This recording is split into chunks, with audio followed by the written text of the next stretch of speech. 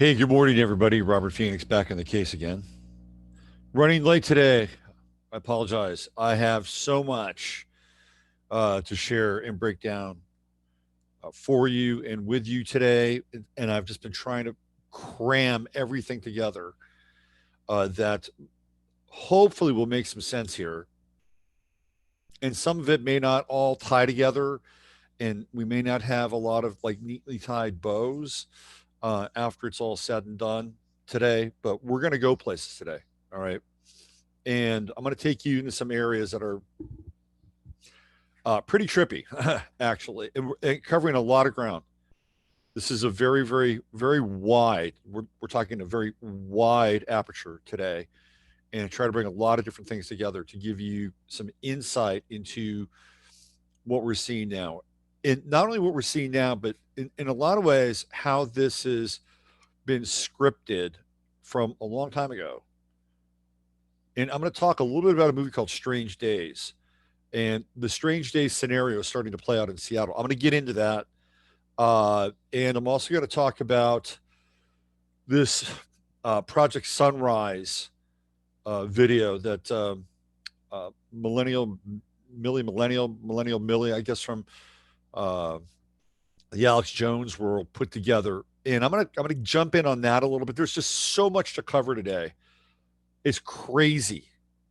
It's crazy how much is going on right now, and it's not just what's happening with the so-called riots or the protests, and which are going to spread. By the way, they're going to spread, and they've just, as I mentioned yesterday, they took a 6 block area in Seattle called Chaz, which is kind of interesting because you remember the young so-called black African American guy from Ferguson. His name was Chaz. His name was Chaziel Sons, right? So they called him Chaz for short. So what do they do in Seattle? They capture Capitol Hill, CHAZ Autonomous Zone, Chaz. So what do we have now again? We have the freaking Gemini effect. It's happening, right? So when you look up Chaz now, what are you going to see? You're not going to see his video. You're going to see this thing that's going on right now, which is basically kind of the favela model of justice. They want to turn the entire planet into a series of favelas, which are being guarded by the sort of the warlords and the crime lords that are inside of the favela.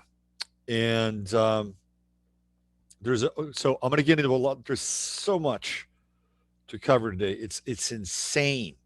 It's insane how much territory we have to go over. So, and I was up late last night. I was up to about 2:30 in the morning answering emails, which is, my life is a kind of I'm on a treadmill of, working with people, doing readings, putting shows together. Answer. If I have not gotten back to you for a reading, please do not give up on me. Okay. Please do not give up on me. I get waves of emails. I'm still doing readings, and they're very effective, by the way. Very, very effective. I think very, very helpful to a large degree. Well, I wouldn't. If I didn't believe it, I wouldn't be doing it. And I was paid a compliment last night. It was very very funny compliment. Not that I would bring these things up very much, but a good friend of mine. I'm gonna leave her name out. But she's around. You'll see her. She was celebrating because she wound up getting a new place to live, right? In a place where she never thought. And I just, man, I love this woman. Here. All right. I'm gonna bust it out. All right. So it's my good friend Jolie Evans, and I've known Jolie since right around 2009, maybe 2009, 2010, and I didn't know Jolie before Facebook, and she found me on Facebook, and we started to chat. Whatever. I think the intersection was John Perry Barlow because I was following Barlow at the time. She was following Barlow. Anyway, uh, so we became friends over the years, right? Over the years, we've maintained our friendship. So now I guess we're into year 11 of our Facebook and digital virtual friendship. and I've watched her really go through some struggle in her life, and she's done this incredible 180, and she's living in this great resort town, having a brand new life. She's got a brand new place, and I'm so thrilled for her, right? Because I've seen her at her lowest, you know, and trust me, it's pretty low, and it broke my heart to see this person, very talented person, and she's a psychic and a very gifted psychic, by the way, very gifted psychic. I've had her on the show before, and I've promoted her. She's really good. She's really and very generous with her time as well. Anyway, she got a new place, and she was celebrating last night, and she was kind of having fun and laughing. And she has this kind of Phyllis Diller laugh. Do you guys remember Phyllis Diller? She was kind of Phyllis Diller laugh, and she was cackling, and she said, she said, "You're right about 80% of the time." She said 79. She wasn't going to give me 80. You're right about 80% of the time. This is very funny too, man. Very funny. I thought it was funny because I've also seen a transformation with her. It just like not just from her life circumstance, but also kind of philosophically, right? This is somebody, she's from Chicago, okay? I mean, spent a lot of time in Chicago, and we know the sort of entrenchment that takes place in Chicago. And she could have kicked me to the curb many times. And I'm going to say this too about her. I got to bring this up too. There was somebody who was a psychic. She's a psychic healer, has a essential oil business, and I used to have her on my show every now and then because, in fact, this person was the first person that ever got a reading from me through my website. Okay, it goes all the way back to 2009. I met this person in person. I'm not going to mention her name, but we had a falling out. We had a falling out because I was starting to see the world in very different terms than she was, and I like to see the world in the most truthful and real terms that I possibly can. And sometimes when we go down that path, we enter into areas that are uncomfortable, and we have to look at uncomfortable uh, versions of reality, uncomfortable versions of the truth, and some of those which are not going to be politically correct, right? Because they reflect a certain type of programming, right? So I got into a conflict with her about this little stupid like story that popped up, right? And I don't even want to get into the story. There's a stupid story that popped up, and she, from that, from my interpretation of that story, she said that I was a racist. Okay, and this is somebody who is theoretically a so-called white woman, right? So she went to my dear friend, and said the exact same thing. Now he's a racist. He's a racist. And she said, "No, he's not." Look, I'm going to tell you something. Okay, and Jolie stood by me, steadfast, right? It's called loyalty, okay? It's loyalty, and we don't always agree on everything. I say stuff, and she doesn't agree with everything I have to say. I don't agree with everything she has to say, but I like this woman, right? She's a human. She's a good person. I saw her circumstances that were, I think, wretched, and one of the things that breaks my heart more than anything, okay, or watching, and I'm going to be very specific here, okay, is watching women at a very kind of particular phase or age in their life. And I'm talking like post 60, okay? Just post 60. I'm not saying old. I don't want to use that terminology, but post 60. And living in and having to deal with less than optimal circumstances, which I hate that. I hate that. And I know that we all create our own reality, supposedly. And we do, by the way.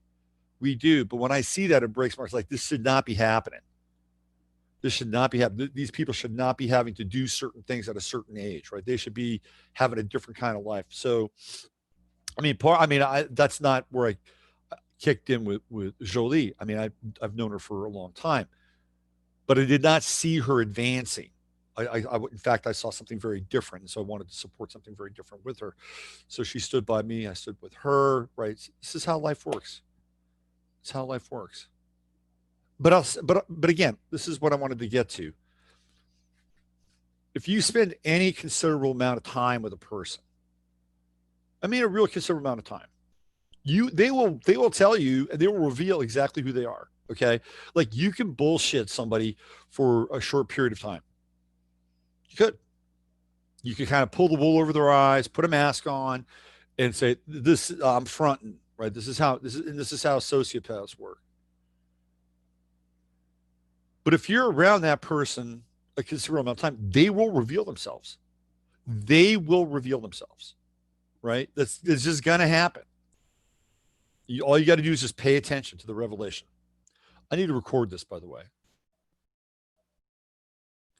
because I just jump into this stuff, right? I just want to get going, and we have a few issues. I think hopefully I may have sorted out a few of these issues with the post on YouTube. But people will reveal themselves. So if somebody's a racist, spend a couple days with them. You'll find out, right? Uh, if they're hateful, misogynist, whatever ist you want to label them, watch them, follow them, right? I've been doing this for 10 years now. 10 years. I started the first podcast in 2010. It was in February 2010 when I started the first podcast over on Blog Talk Radio. Okay, 10 years. Go back. I may have said a few controversial things. Okay, that I will fully admit. And sometimes I get really close to certain lines. But if I was going to reveal myself as something, you would have seen it in my the 10 years that I've been doing this. Okay, and I do my best to run like I've got a Norton virusware program going on all the time inside of me, to try to really filter things out and get to the kernels, right, to the kernels of truth. And that's it's a rigorous process, and I think that's just me. Not everybody has to do it. Okay, that's just how this operates. This is how this works. And over the years, I've gotten better and better at it. And again, because I've walked away from, various well, just alcohol really. It's gotten a lot easier and a lot cleaner and a lot faster and a lot more system upgrades because I'm not always processing some other kind of thing, right? So anyway, I just wanted to give a shout out to her. She's doing great, and I'm really proud of you, Jolie. You're doing just fantastic work. You see, these are the things, by the way, these are the things that hold us together, right? Watching somebody do well, watching somebody triumph and overcome certain circumstances or odds in their life. Like these are heroic acts, totally heroic acts. And I fully support that. That's it, man. That's the work right there. That is the work right there. When we do that and we're able to untangle these pieces and free ourselves, right, from the patterns and the fears and a lot of that stuff that I was talking about with timelines. Okay. Once we're able to do that, we're able to really uh, accelerate and move into the future. And it has an impact. It has an impact on the world around us, not necessarily immediately, right? Like it's not going to happen overnight, but when we overcome these things, when we kick a habit, okay. And I have clients, and so I have some male clients, and over the years of my work with male clients, right, I've run into a number of male clients who have a porn addiction, okay, and a lot of them have been able to work through it. And I'm not saying I was the guy that helped them to get work through it. Maybe I chimed in a little bit, but they did the work on their own, right? When you overcome something like that, or you stop smoking cigarettes, or you stop drinking, or you change your diet, right? Or you vow to do something very, very different than the patterns that you've been living, it changes the world. Okay? It is not radical change like what's going on in Seattle. And these people don't really understand that because those are all external changes. We're going to get into Seattle today. Those are external changes. They're not the real internal changes. Now, I understand on some level why these kids, and they are kids in a lot of ways, are doing what they're doing. You look, if I was their age, right now, I couldn't in all true conscience say that I wouldn't be doing that. Okay, I would I my I punk rock me might have just jumped right in on that thing. So I'm not going to stand here and say, oh, there's a real polarity and there's a real gap between me and them. Like I'm civilized and they're not, and I have a rational point of view and they have an irrational point of view. Like there is something. Look, these things don't happen in some ways unless there's a there there. Okay. So I'm going to play a little devil's advocate. I'm going to get into a little Gemini here. Before I do that, let me get into Chatlandia, see how you guys are doing. Then we're going to do a little invocation, play a little devil's advocate, and we're going to go on a journey today. Boy, are we going to go for a ride. So here we go. Let me see where you guys are at. All right, who we got here? Let's see. Liz Alone, Steve. Hey, what's up, Steve? I'm going to reach out to you after the show today. I've got some news about guests for tomorrow. There's Judy, the lovely Judy Anderson. Hello, Judy. Joe Dimitri in the house. Joni. Hello, Joan. Joan S. Lovely intelligent Jonas. Kara McLaughlin. Hi, Kara. FOP 77. Good morning. Let's have the best day. Yeah. I'm with that. Lisa Marie in the house. Mojo Mama. Jimmers 333. 333. Maury Demare. What's up, Maury? Justice Moody from down under. DJ MC. Morning, Michael. Uncle Glenn playing the hot corner third base. Let's talk a little bit about Major League Baseball today, too. Shanna Cross, my girl, up in the Northeast. What's going on, Shanna? Ian Barber, the Cribbies in the house. Susie Escobar. What's going on, Susie? Good to see you. Charles Mazik. Hello, Charles Haven. Ani Brito, the wench with the wrench. Sheriff Ani in the house. Sandra Wells. Hey, what's up? Nice to see you. Natasha Lloyd. We got back-to-back Aquarians right here. Sandra and Natasha. Aquarius stepping up. Yeah, Jay and I did a good show yesterday. I'm going to put a link into the show page here. Jay and I rocked it yesterday. Great show with Jay. Maybe Jasper can learn to type. Leanne's in the house. Hi, Leanne. Carrie Prasad. Hi, Carrie. Any chance you can post yesterday's show? I'm going to get into that. Yesterday's show has disappeared into the ethers. I'll tell you all about it. Cindy Burton from Canada. Hi, Cindy. Stanton Mick. What's going on, Stanton? Cheryl Oshiava. Yeah, try to make the live stream today. I am recording. So we got that covered. Coach K says, I got the devalue and the discard from the covert narcissist as well. That is a test on the path, the truth. Stay loyal to your values. They will come along when their time is right. People who scream racism and everything are watering down what is the true racism. People always show their true colors. They always do. You hang out with somebody, doesn't take long. You'll find out who they are, right? You find out who they are by their deeds. They can only keep the mask on for so long. That's correct. The Bisu's here. Hi, the Bisu. Diana Young, here we are. And let's see, what else do we have here? Susie says, Chatlandia is comprised of totally awesome rock stars, without a doubt. No doubt. I'll second that. Let's see, what else do we have here? Oh, we got a deleted message early on. All right. You're speaking to me today. Lots of bored kids. Okay. Ryan Eldon, Virgo here. Hey, Ryan, nice to see you. Vivi from Quebec. What's going on, Vivi? And Tris Christek. All right. There we go. Oh, and Liz Delson and Deanna McKay. Practicing yoga, but listening. All right. So there we go. Little name call, little check, little name check. Just want to recognize you guys. Let's get into a little invocation space. Little invocation space. Here we go.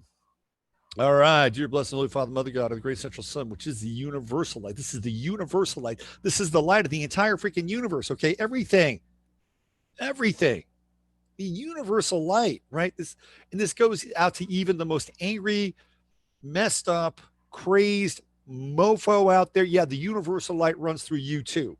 The most dense, the most ignorant, the most fearful, the universal light runs through you too. This goes out to all of you, not just the people watching the stream, not just the people in Chatlandia, every single one of you, from atom to atom, right? From flesh to flesh, which is the light of Yeshua Sananda Emmanuel.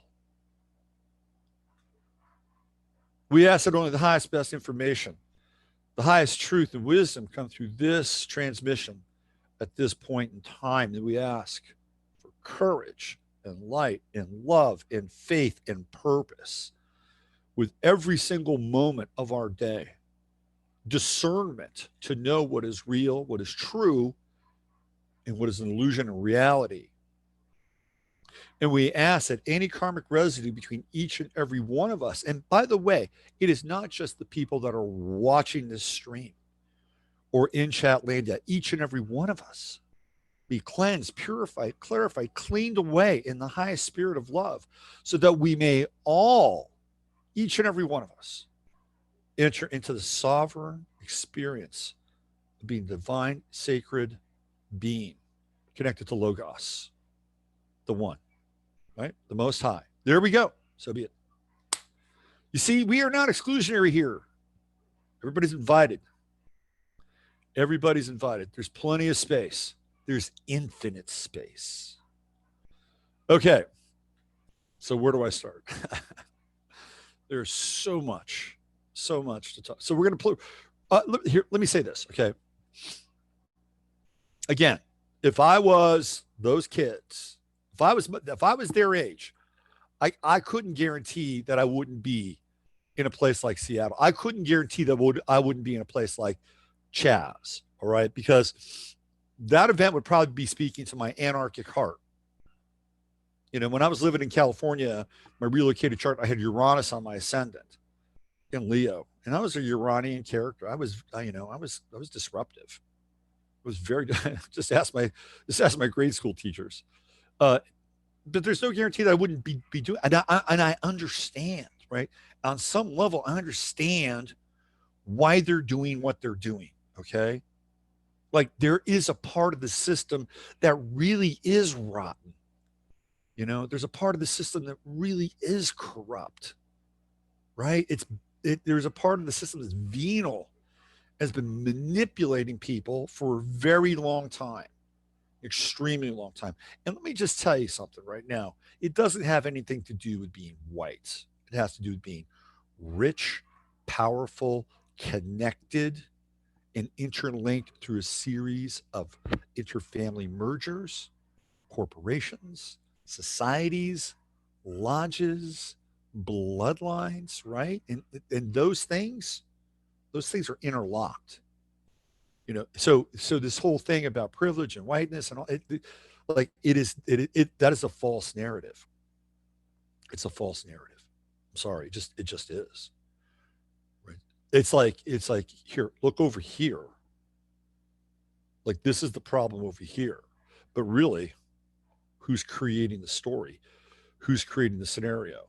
Jay and I get into that on the show that premieres tonight at 7 p.m. We get into some of this, like the who and the why and the how. We get into some of this. All right. Now I can sit here and I can name you the players. You guys know who a lot of the players are. I can do a roll call right now. You got your Jesuits, right? You've got the Rothschilds, the international banking families. You've got the now so-called Zionists that come out of uh, Western Europe at the end of World War II, you know, led by Theodore Herzl. You want to read some frightening material? Read some of Theodore Herzl's stuff. He's the guy that leads the Zionist Congress, goes to England, carves out Mandate Palestine, right? Big part of it's significant. All right, let's just say it's significant. And in fact, the Emmanuels, Rahm Emanuel, Zeke Emanuel, and Ari Emanuel, all three of them very prominent in very prominent fields. Let's just go with the fields are government, that's going to be Rahm Emanuel, medicine, Zeke Emanuel, and media entertainment, Ari Emanuel. Their parents belonged to Urgun, the Urgun gang, which blew up the King David Hotel. So they're descended from first generation, quote unquote, freedom fighters, right? So here's another group, right? There's another group. Then we have our friends with the secret handshakes. We have the bloodline families, right? So, this is the cast of characters, okay? And then, by the way, the secret handshake people, they're not exclusively, this melanin. They got lodges. You got the Boule Lodge, right? Prince Hall Masons. So there is and to me, this is the archonic group, right? And at the center of that archonic group is a group that has been around for a very long time, and they surface in Venice, right? In Venice, the so-called black nobility. Okay, and then from there they move into Western Europe, and they begin to occupy Western Europe through bloodlines and the establishment of various principalities, kingdoms. Right? This is the black, and they've been around for, and Jay and I are going to get into this. You got to watch the show. I'm not going to spill the beans. They have been around even before they rose out of Venice. That's just the latest chapter. Okay. So if you want to put the cast of characters together, this is the cast of characters. And then it's gone like this, right? It's gone boom, multidimensional. Now you have the NGOs, now you have the foundations. You have people like Bill Gates coming to the party, who's, again, part of this ongoing group. The Rockefellers who come onto the scene fairly new after they've had a nice little meeting with Jacob Schiff, who is the ambassador theoretical of the Rothschilds in this country. So, the family's just gotten bigger and bigger and bigger, right? You have the science nerds coming in, universities. It's a huge network, okay? It's a big, big network, huge network. So what we're seeing now is we're seeing the consolidation, a lot of a number of these networks coming together, right? They are now coming together, pooling their resources, and they're going all in. And Seattle is what's happening, right?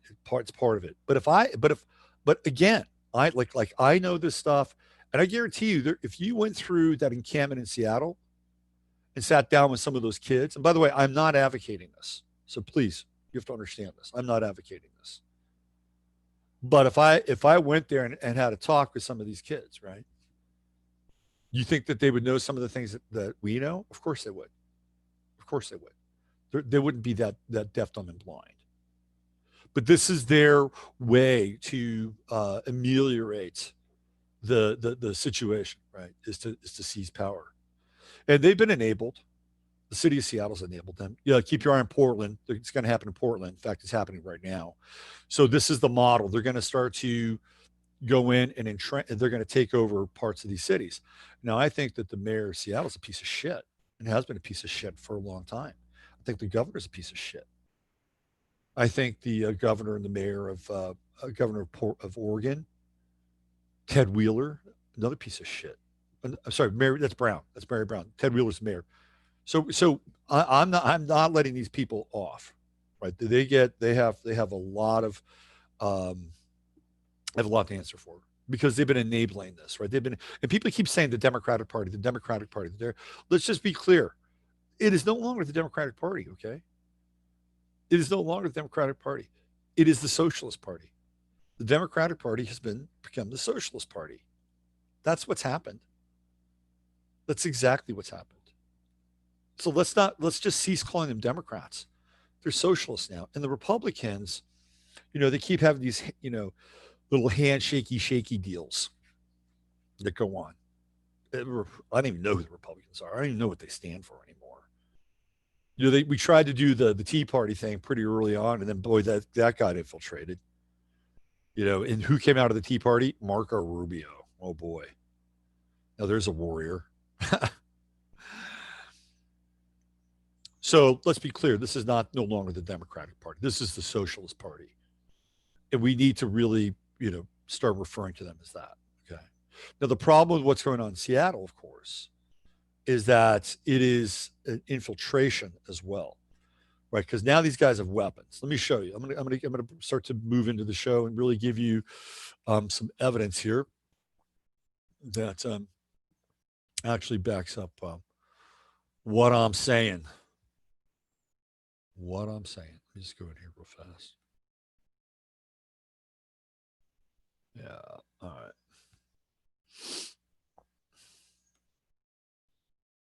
Oh, I got some stuff to share with you guys today.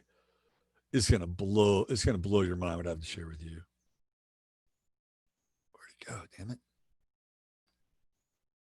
Oh, come on. Just had this thing up there.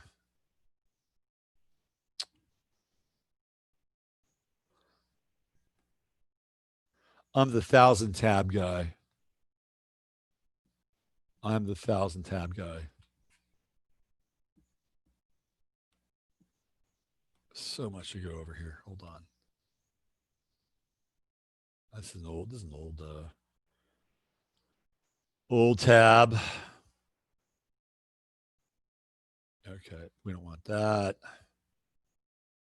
I gotta find this thing again. All right, here we go.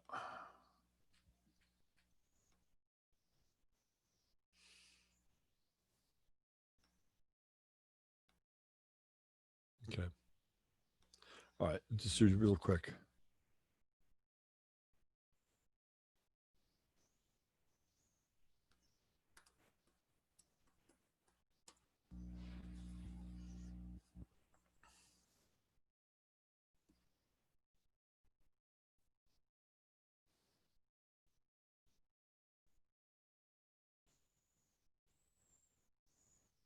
So the people that have occupied Seattle um, have guns now, so they're armed. They're armed. I'm just trying to find the. Here it is. This is. Oh no no no no no. This is such bullshit. Right wing vigilantes on armed patrol after fake rumors of Antifa threat. Now, this is really a considerable threat. And the police are not doing a damn thing. Okay. This is the dangerous side, right? This is really the dangerous side. What is, let me go into history. Hold on. Okay. This is the dangerous side of things, right? Because the cops aren't defending us. They've vacated. Chiron and Aries, they have vacated. They're not on the case any longer. I'm going to talk more about this. Here we go. Here we go. Hold on. Hold on. Hold on. Do I have it? Hold on. Where did my links go? All right, hold on. Okay, let me go right here. All right, let me get into this.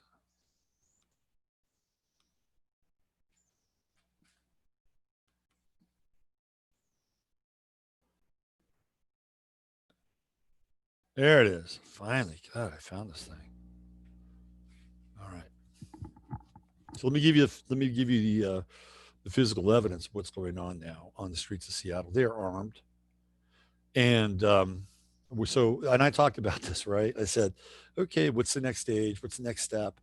They've got bricks, right? They've got gasoline, little Molotov cocktails.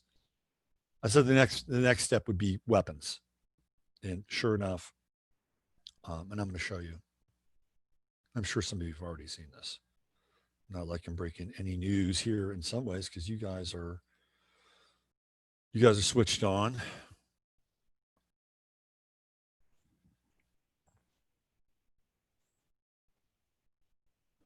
So there it is. All right, this is what we're talking about now, and let's have a few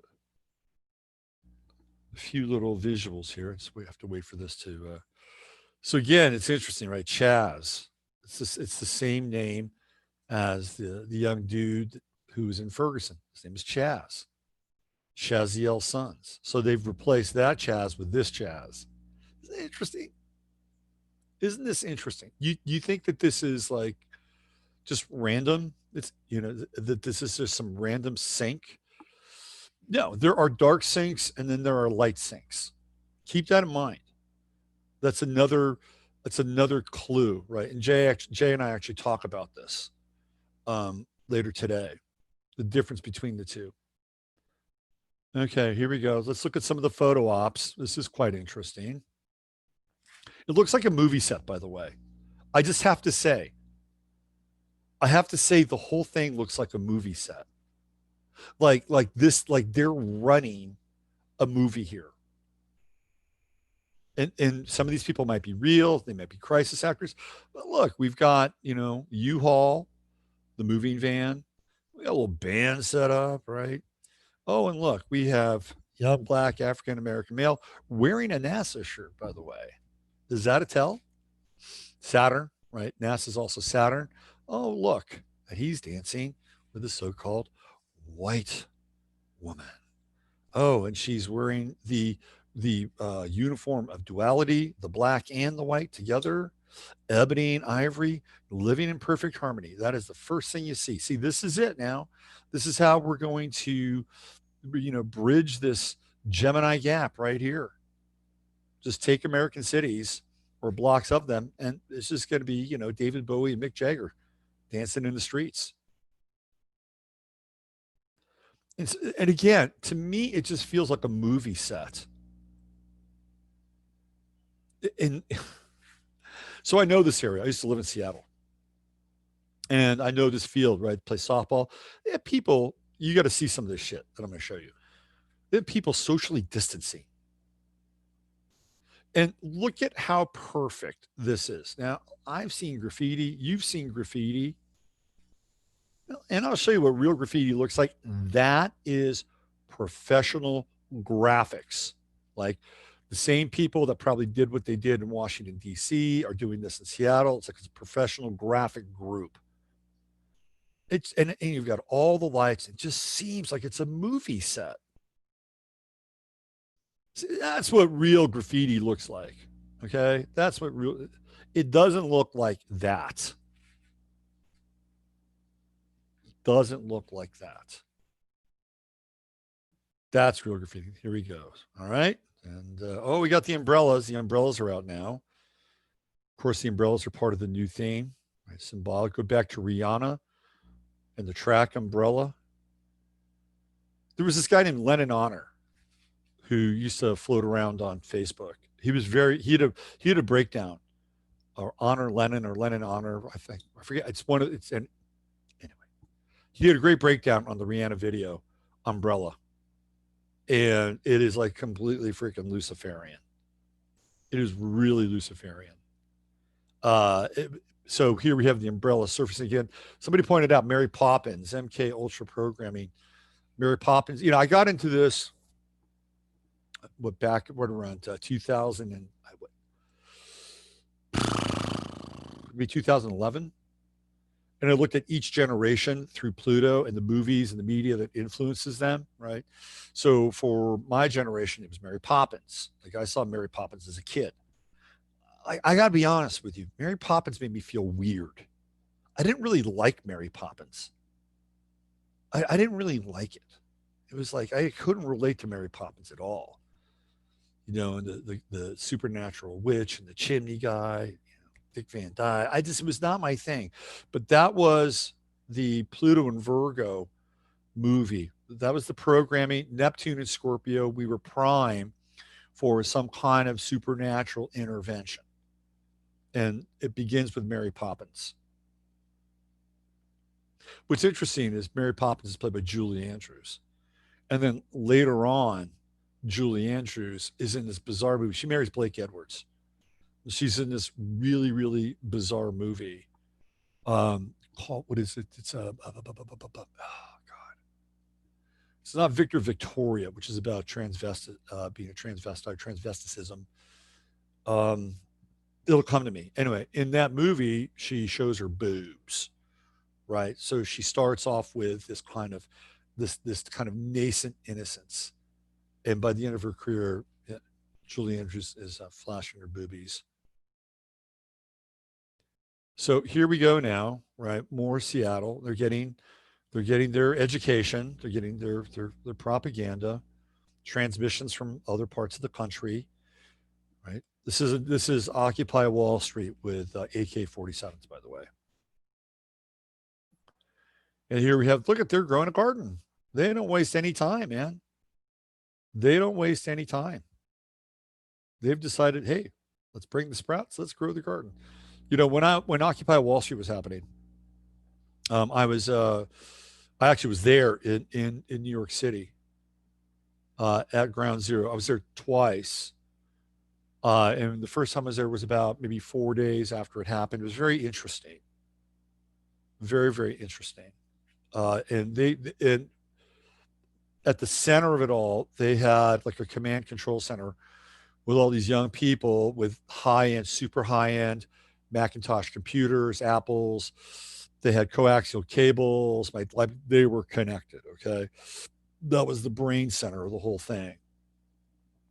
And early on, it was kind of this interesting mix between kind of libertarian ideals and sort of this take down the capitalist corporate system. About 7 days later, that was all gone. That was over with, right? Any of the libertarian kind of ideas, they just moved aside. That they had their agenda, right? So it kept going on. I went back to California, and they had occupied this cornfield near in Albany, and the cornfield it's kind of odd, right?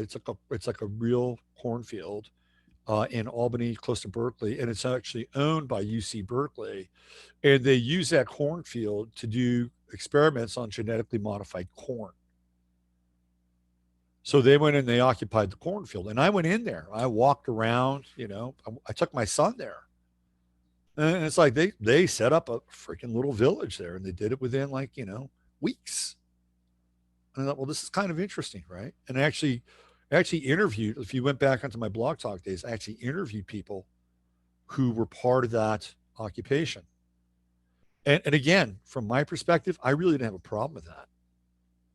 I really didn't have a problem with that. Like that corn was being used for vile shit, right? And they were just reclaiming something that I had no problem with them reclaiming. So again, I actually supported that. I was like, yeah, you go get that piece of land back because they're doing bad shit there. Just let me eat a cheeseburger while I'm walking around. Don't diss me for eating a cow, okay? So here we go. It's the same thing. They're doing the same thing here. So they're establishing their little community. But it all feels like a movie set in a lot of ways. And then you're going to see the sort of uh, the new age elements start to come into play, right? So we're going to have the drum circle. They're going to bring in kind of this sort of faux Native American sort of new age sort of cosmology, right? So you're going to see some of this. But again, it just feels a lot like a movie set, more umbrella symbolism. There's the actual area. So this is also the regime occupied Safeway. How about that? God. Now here we go. Here come the guns. Okay. That's a gang signal. That's a gang signal and signifier. AK-47s. By the way, this gun is theoretically illegal because of the size of the barrel. But at this point, does anybody in Seattle really care or give a shit? Probably not. Still feeling a lot like a movie set.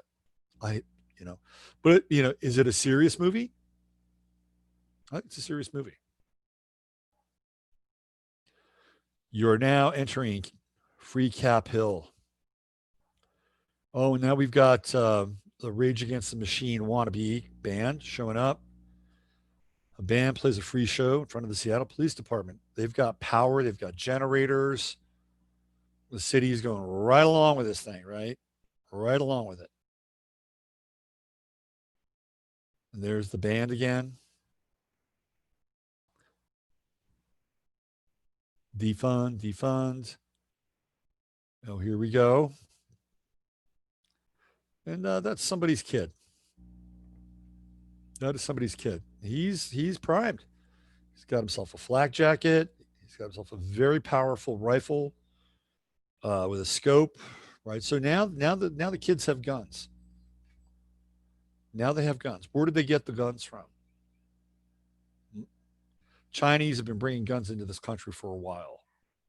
They have found shipments of guns, containers of guns that the Chinese have been bringing into the country. So domestic terrorists have taken over Seattle, run by radical left Democrats, of course. Law and order. Now, let me just tell you this, right? Let me just tell you this.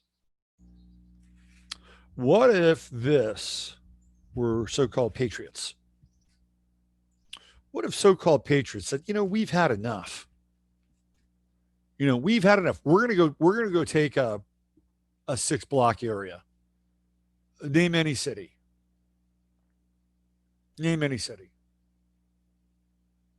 How about San Francisco? I just did. We're going to retake San Francisco. We're going to go right down to City Hall. And from basically Nob Hill to the Tenderloin, we're occupying it. What do you think would happen? What do you think would happen? And I'm not saying white people. I'm saying patriots. People that really believe in it. These people believe in freedom. Okay.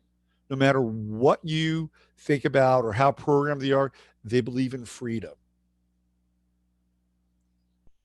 The other side, the supposed patriot side, they also believe in freedom. One is into asserting their freedom. The other is into defending their freedom. Playing a Gemini game now. Now, I'm not saying these people are completely free and clear, that their motive is been completely distilled, because I don't think it has been. And I'm going to show you huge manipulation. I'm going to show you a lot of what I think is really going on here behind the scenes. But they believe in freedom, right? So let's just say a group of patriots. It could be white, it could be so-called black, it could be so-called Hispanic, Latino, whatever. Let's say they wanted to go in and kind of repatriate San Francisco. Like how patient would London Breed or Gavin Newsom be with that group? Let's take it further south. Let's go into Los Angeles. Let's say you got those guys from Pacoima who just completely kicked little Antifa ass, sent them out of Pacoima. They said, fuck it. Fuck it. Central Valley, we're going in and we're gonna reclaim part of LA. What do you think Eric Garcetti would do? Do you think that they would allow this to happen? Here, let's bring it back up to Washington. Let's say a bunch of people from Eastern Washington, we've had enough. We've just had enough. And they go down to Olympia and they decide, we're going to take back Olympia. What do you think Jay Inslee would do? Oh, oh, all of a sudden Jay Inslee would have a very different song to sing, wouldn't he? Right? Oh, he'd be nationalized. He'd throw everything at that. This, no problem. Let it happen. Right? But it's gotten serious now. I told you, unless that's a prop, unless that's part of the movie, and it might be part of the movie, and ultimately in the big picture, it is part of the movie. Trust me. But we can't think that it's just some sort of stagecraft on some level. We have to honor the fact that this is what they're showing and telling, right? So they tried to make this happen in Portland, but abandoned their free zone after playing beach ball and being hit with rubber bullets. So Portland's next on the hit list there. Right. So again, I'm not condoning this, right? I think there are different ways of going about things. Oh, look at that. They're burning sage. They're burning sage. Isn't that just clearing the space? See, it's like these new age elements have been co-opted. And look, they're radicals. They've got semi-automatic weapons, but they're practicing social distancing. They're good citizens. Come on, cut them some slack. They're really responsible anarchists. They're responsible anarchists. There's the bullhorn, and then we got more programming going on. Now we got some people wearing masks, some people not wearing masks. Right? Love, unity. Oh yeah, sure, right. Yeah, isn't that what we saw about a week ago? Love and unity? I don't think so. I don't think so. Oh, oh, love amongst the revolution. Isn't that wonderful? This is our time. This is our time. Here we go. There's the propaganda wall, propaganda central. Oh, and look, they're practicing. They're practicing sanitization. These are responsible anarchists, right? They don't. Again, feeling a lot like a movie set in a lot of ways. Like, where do they get this stuff? Like, how did that stuff get there? Think about that for a moment. I mean, I know how it got there. People from the city helped them out. Seattle's so complicit in this whole thing, right? These are serious barricades, right? These are concrete barricades, and you don't move concrete barricades unless you have things like, guess what? Tractors. I guess this is filled with water, right? This is a water barricade, but you got concrete over here. So this is hollow, and I think you fill it with water here. So these are easily movable. These are not. End qualified immunity. Oh boy. Okay, now this is an interesting character. So this guy's name is Ras Simone, and he has now become this spokesperson for the occupied Seattle, and he has established himself as a warlord. Okay, so now he's got guys that are patrolling the perimeter, right? He says, "I'm not a terrorist." He's a hip hop artist or a rapper or whatever, right? So here we go. This is the leader of the Seattle favela, known as the Capitol Hill Autonomous Zone. And then, so I don't want to play this video, but apparently there are these guys that are spray painting and doing graffiti over other graffiti, and the this Simone character, right, gets in and starts beating them up. Like, unacceptable, unacceptable, right? Unacceptable. So there we go, feeling more and more like a movie set, but but a bad movie. I mean, it's not a good movie, but it does feel like a movie set. Like, a lot of this feels really, really staged. More umbrella symbolism.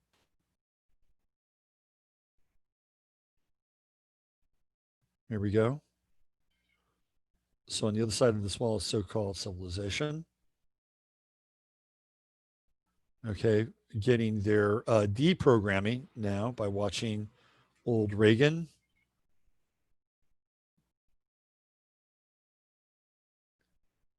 They've taken over the police department. Total Chiron and Aries, right? Oh, look, they have a smoking section. Isn't that just conscious of them? And of course, there's our good red-blooded American males, Chiron, different version of Chiron and Aries now, isn't it? It sure is. It sure is. I think they both have like body cams too. And look, they've got these Bao Fangs. Right? These are Bao Fangs. These are radios. These are portable ham radios from China. I'm not sure you can get them anymore.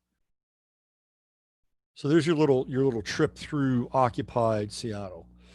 Now, there are very interesting parallels between what's happening in Seattle with a movie called Strange Days.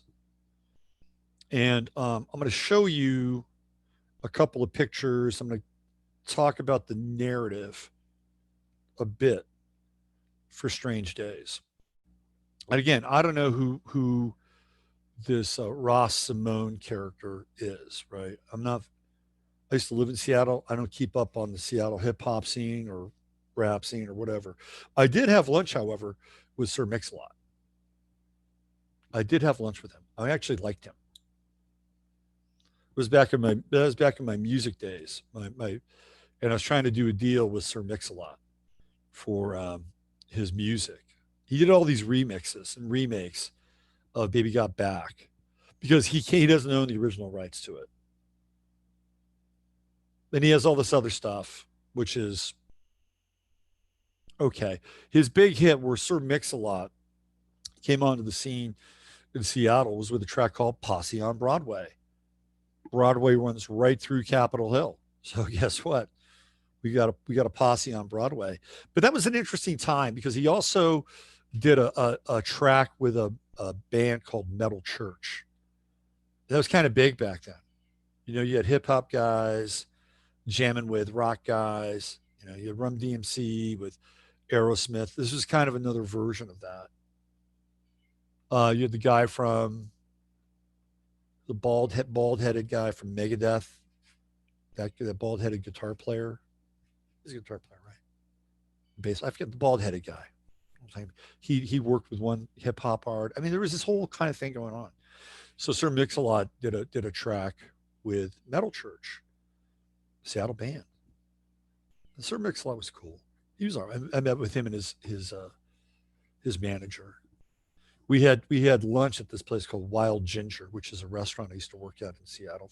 For those of you who live in Seattle, you may be familiar with Wild Ginger. It used to be on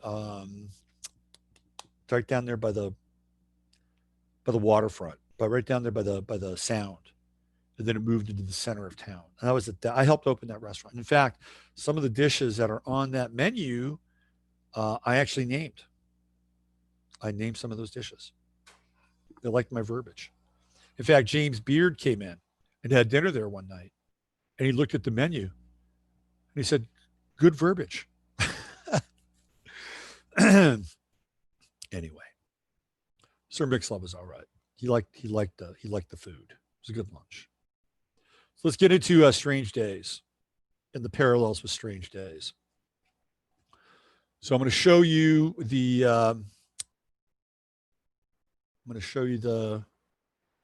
one of the graphics for Strange Days, the movie, and a few other things. Just shut some of these windows. So we transit. I got a lot to cover. You guys hang in there. We're gonna go for a while today. I'm gonna take this as far up as I can to my reading, which is at noon Central Standard, because there's so much to share. And you will be able to watch this as a replay. So don't forget that. Let me show you there were a number of, and I watched this movie. I saw this movie when it came out at the theater, so I was interested in it. It was back in my cyberpunk science fiction days.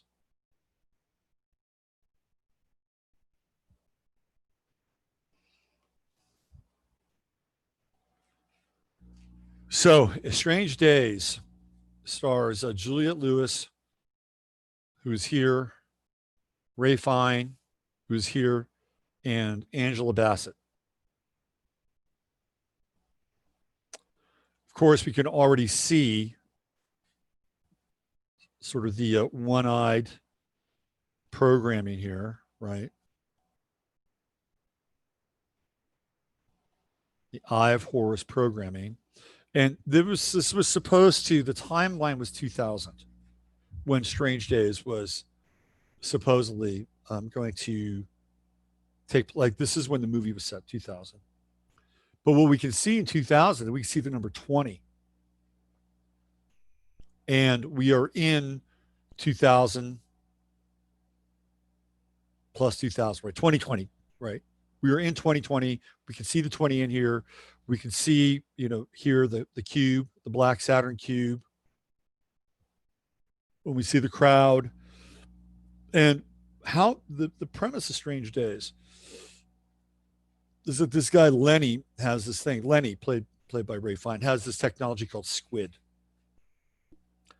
And essentially, what happens is that you videotape an event, and then you can upload that event to another person's consciousness, whatever the event is, right? So if you want to feel like, what it's like to be a woman and have sex or whatever, right? The squid technology isn't just the videotape, but it captures sort of the neural response of the person watching it. It's very voyeuristic. It's very Aquarian. So then that is essentially sold, right? So you could have these experiences and these vicarious experiences. And this guy Lenny Nero, by the way, an interesting last name. He deals in this stuff, and he captures a squid moment, and it has to do with cops, all right, and it's going to come up later. Now, police violence, brutality, the police state, it's all an undercurrent within Strange Days. And he's very much connected to Juliette Lewis, who's a rock star or something like that. I think she tried, by the way, she's if I'm not mistaken, a Scientologist. And he eventually connects with Angela Bassett. And so Ray Fine, Lenny, and Angela Bassett represent the resolution of duality, the resolution of conflict. And the world is in flames as a result of an event. And what is that event? It is the death of a famous rapper. And the rapper is named Jericho 1, played by Glenn Plummer. Pretty good actor, by the way. Pretty good actor. He was in, I think, those John Singleton movies. Here, let's get a glimpse of Jericho 1.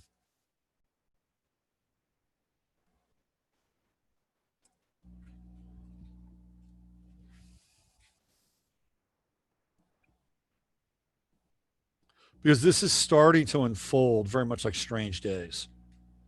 We now have a hip hop rapper.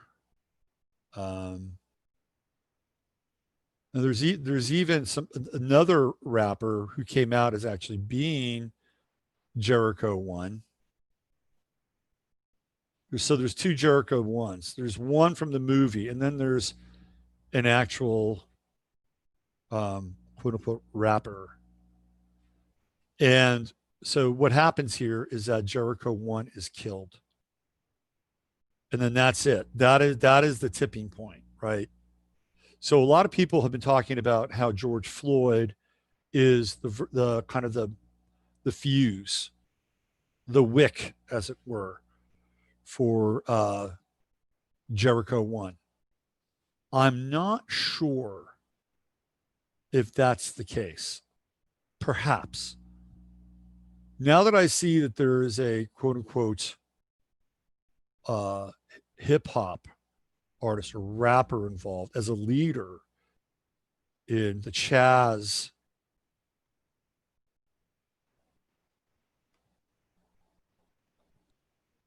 world. You see I think you see an image here of so this is Glenn Plummer as Jericho 1. You can see some of the other imagery, more Eye of Horus stuff.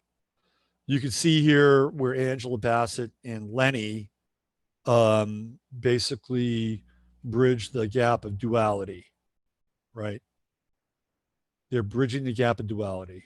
So there's this resolution at the end, black and white, masculine and feminine, and it comes out of the ashes of the fires, the social revolutionary fires that are incited by the death of Jericho 1. Here you can see them again, together making their way through the crowd. So this is a movie that was crafted by James Cameron.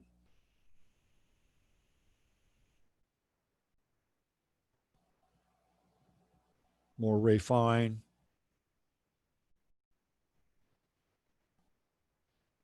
Lenny Nero. Videotaping while Rome burns.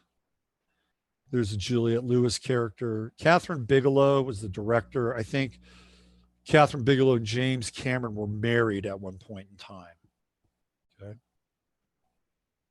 So what we're seeing is again this sort of, see, isn't that interesting? There he is again. He's got more Eye of Horus effect over the left eye. When you start to pay attention to a lot of these older movies, I mean, they're already into signing, signifying, and symbolizing. Got to go back in time and look at all this shit. Jay and I talk about that, by the way, on today's show, the show that will happen today at 7 p.m. So this is playing out just like the Strange Days movie. So when I say it looks like a movie set in Seattle, there is a precedent. There is a cinematic parallel, which of course we call predictive programming. So keep your eye on Seattle. Keep your eye on so-called rapper or leader, right? Ras Simone. If something happens, and remember, if it's a movie, right, something doesn't really have to happen to him. It just has to appear to happen to him, which is how reality is staged anyway. And this is how we've been basically moved along on this kind of this series of rapids, rushing rapids. The rushing rapids of reality are based on the manipulation of it and the manipulation of truth and creating a fiction, a fictional series of events that are just carrying us right along, right? So a lot of these things, we got into a lot of this. We've been following this stuff for a long time now. Crisis actors, people showing up in multiple places, right? And some of this stuff is crazy, like really crazy stuff. There was a guy who was a former LAPD officer. I'm going to show you. I'm going to show you this. I'm going to show you this. Former LAPD officer.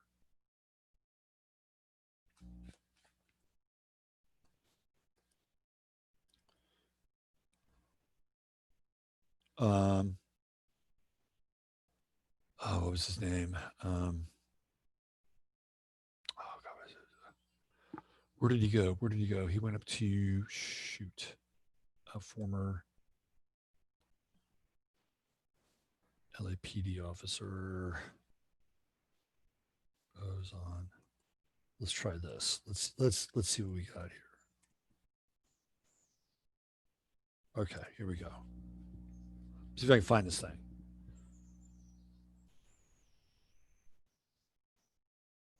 All right. Yeah, yeah, yeah. So it's this guy right here, Christopher Dorner. Like this Christopher Dorner character.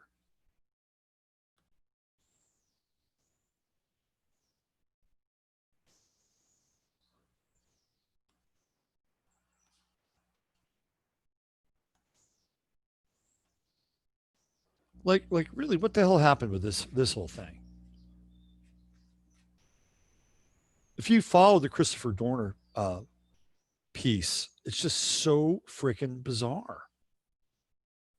It's so bizarre. I mean, he winds up shooting, killing these people, goes on a rampage. There's all kinds of footage with him, training footage, shows Dorner with LAPD. Why did they have the training footage? How did they get the training footage? And is this guy even really Christopher Dorner? We don't know. We don't know.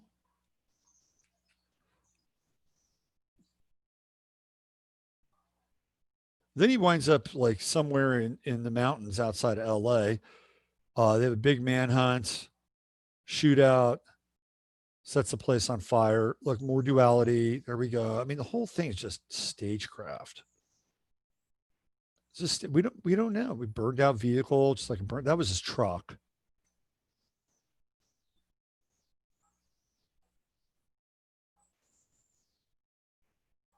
Welcome to the Hall of Mirrors.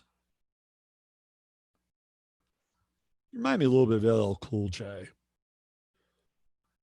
There's the house got burned to the ground. Apparently, that's the place he had occupied outside of LA. Of course, we have the angel, right? With the angel looking over the ashes. Just bizarre shit. Really bizarre stuff. And none of it really answered, none of it, really addressed or resolved. I just remember watching that whole thing, just so bizarre. And I just kept thinking to myself, he looks a lot like LL Cool J. He looks like a heavier version of LL Cool J. And this whole thing is about doppelgangers, right? Doppelgangbangers. So we're talking about the movie Strange Days, the movie Chaz, Jericho 1, Ras Simone, doppelganger, doppelganger. I got more.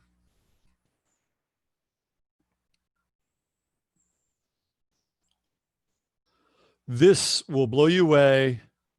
And I have to say, it's a little disturbing.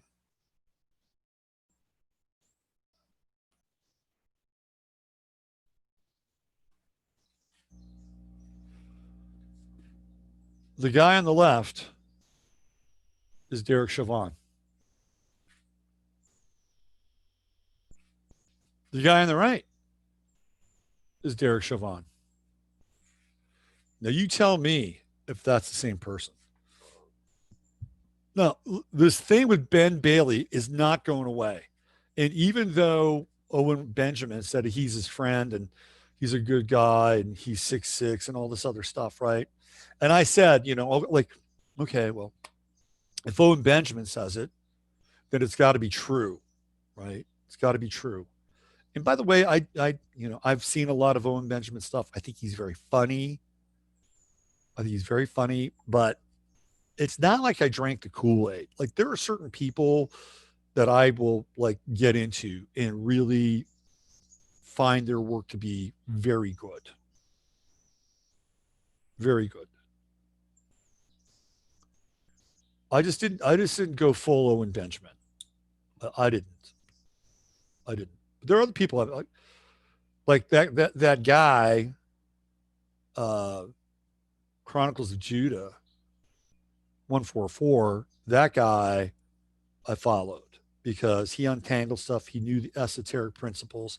He understood the truth on a lot, and I may not have agreed with him with everything, but and he was really doing a fine job, a really, really fine job of getting like his peer group, right? Which was the so-called black male. And by the way, that's a phrase he uses. So when I use that phrase, right, I'm basically, kind of I'm not borrowing it. I'm using it because it is an apt phrase.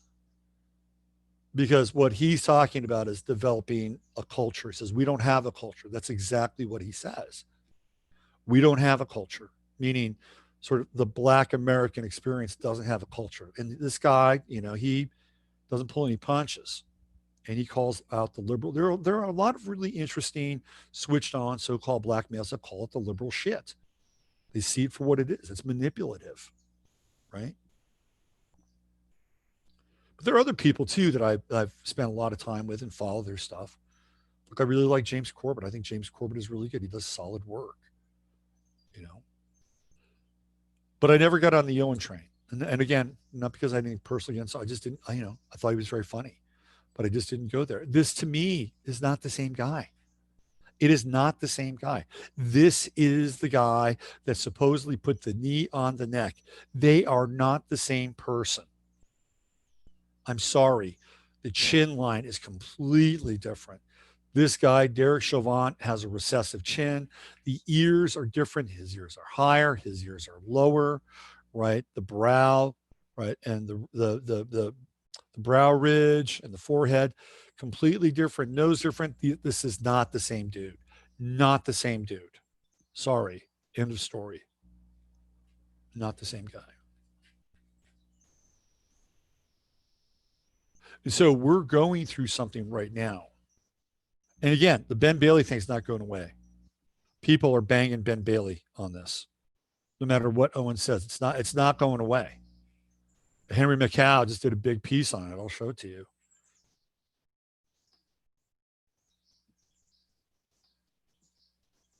Right here. It's just not going away. Now, whether it's right or not, or wrong or not, because the other thing too, and we got into this yesterday when we were looking at the videotape.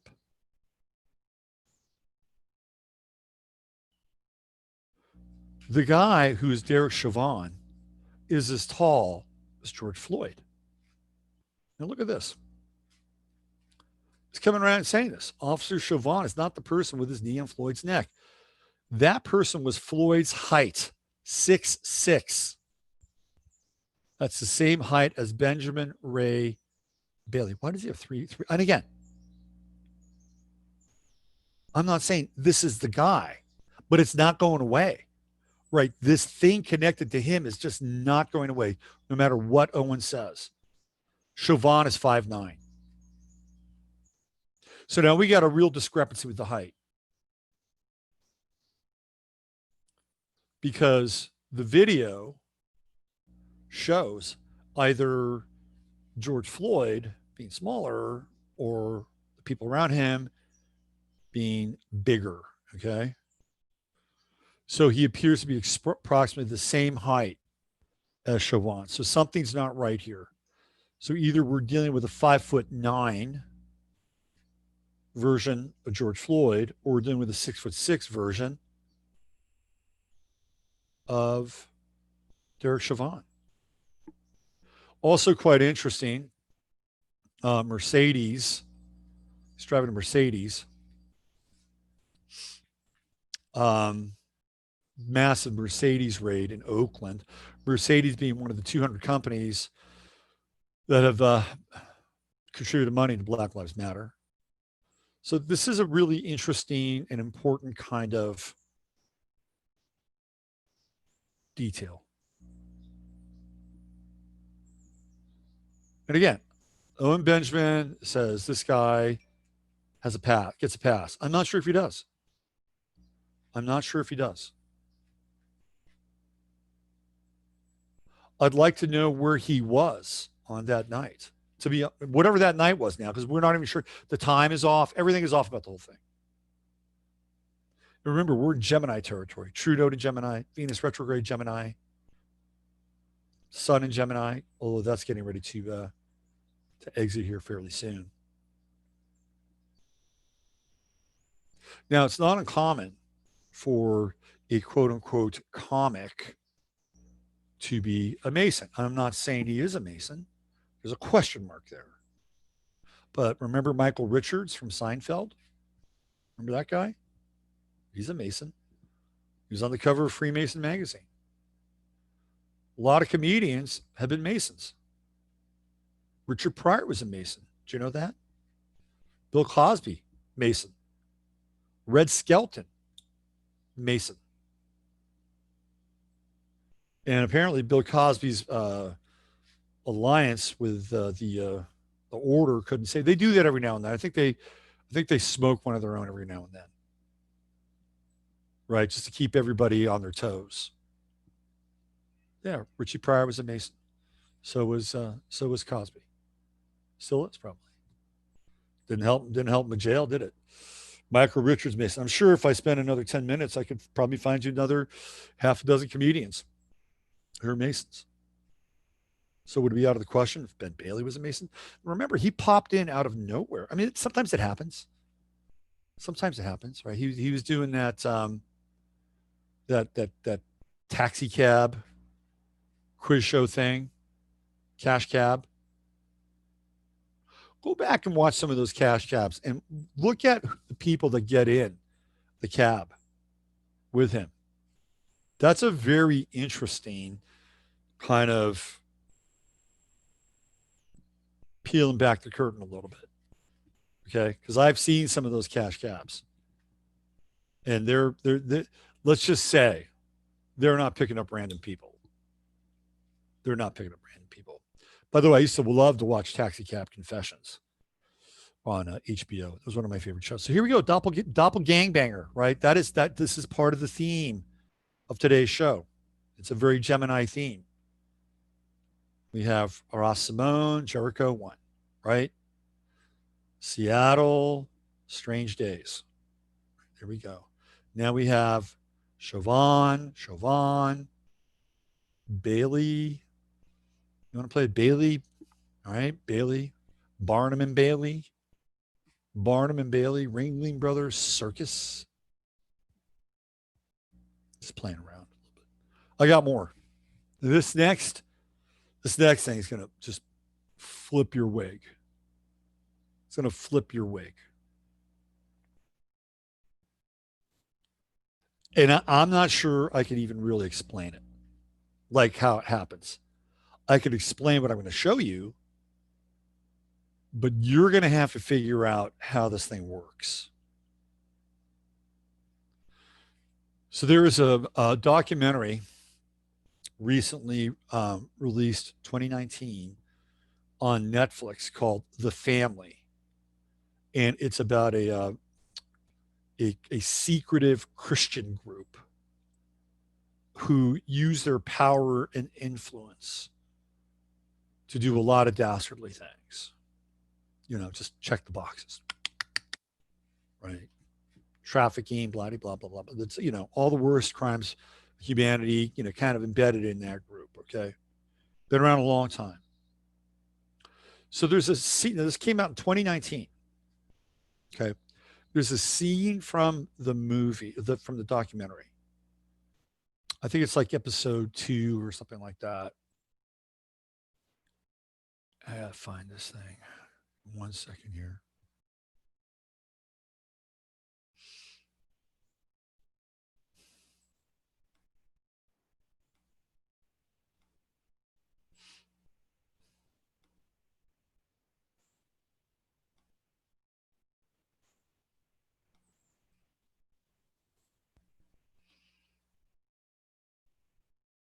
All right, I'm gonna show it to you now. All right, here we go. So this is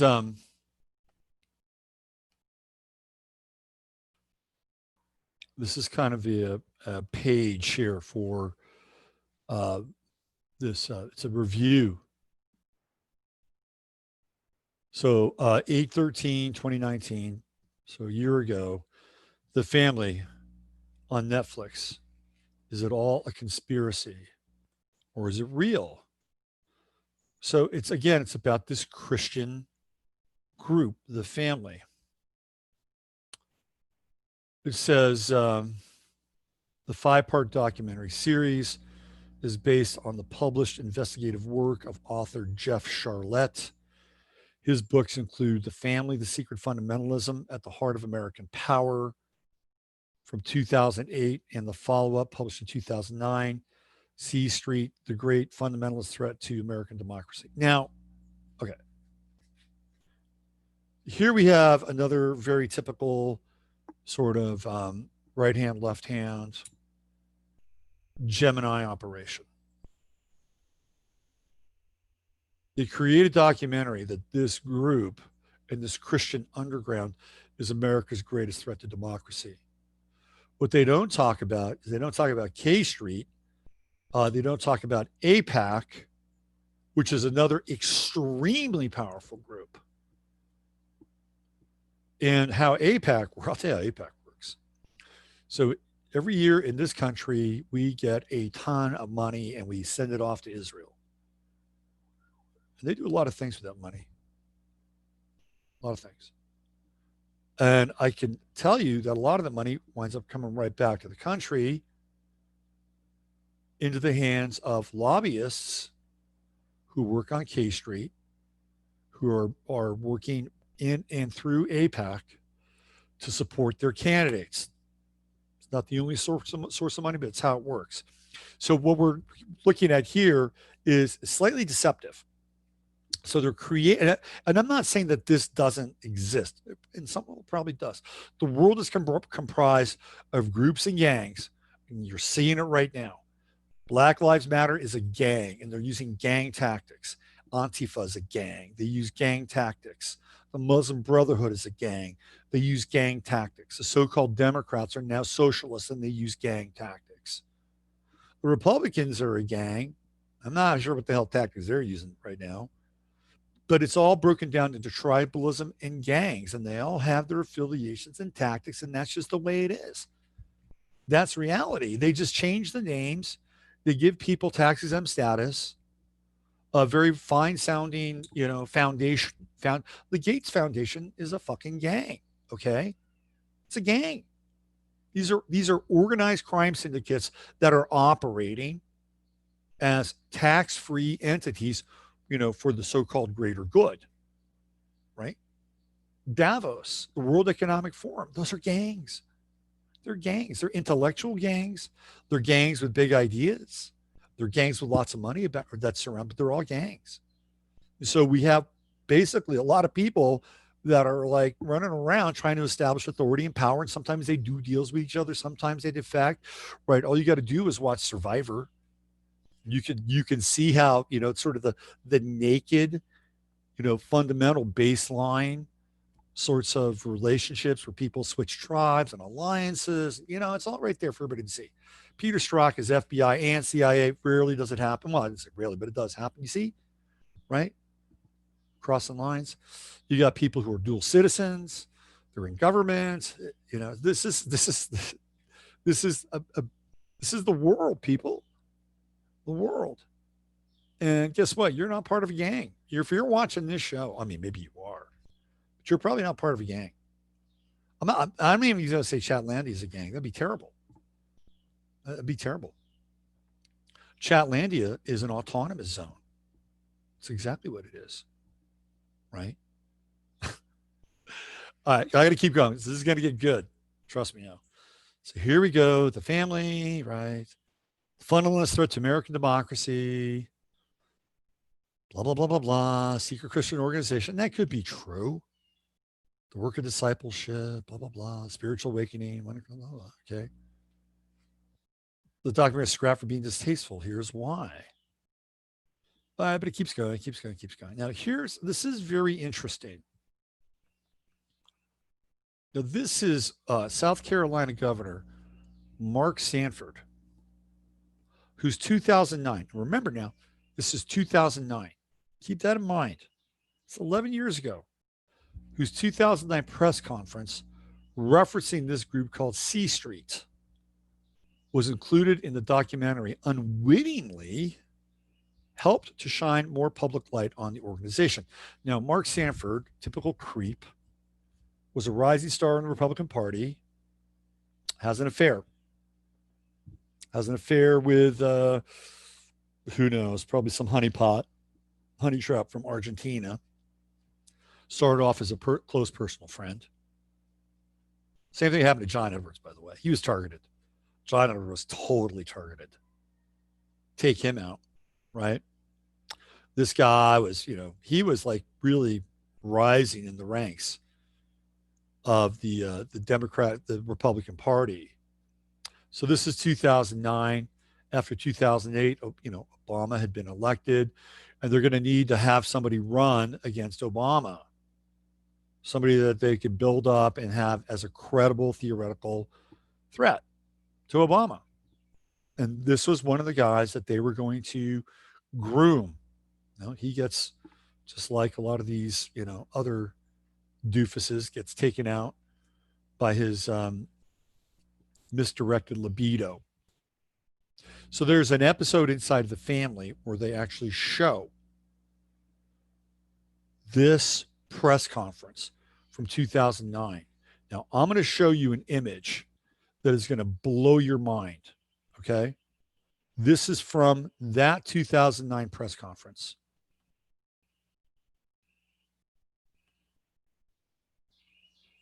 And I'm not shitting you. Okay. I am not shitting you. Look who's at this 2009 press conference.